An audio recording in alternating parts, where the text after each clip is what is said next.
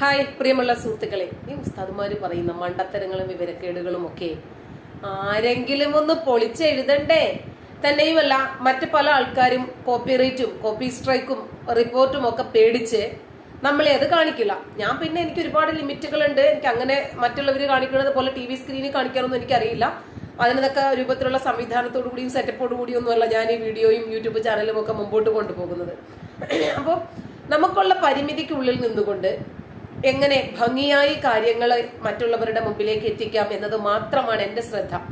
അതായത് ഒരുപാട് ആൾക്കാർ കാണണം, കുറച്ചുകൂടി ക്ലാരിറ്റിയോടുകൂടി ചെയ്യണം, അതൊന്നും എൻ്റെ വിഷയമേ അല്ല. എത്ര ലൈക്ക് കിട്ടുന്നു, എത്ര ഷെയർ കിട്ടുന്നു, എത്ര ആൾക്കാർ ഓരോ ദിവസവും ചാനൽ സബ്സ്ക്രൈബ് ചെയ്യുന്നുണ്ട്, അതൊന്നും എന്നെ സംബന്ധിച്ചിടത്തോളം ഒരു വിഷയമേ അല്ല. ഇനിയിപ്പോൾ നമ്മളൊരു വീഡിയോ ചെയ്തിടുന്നു.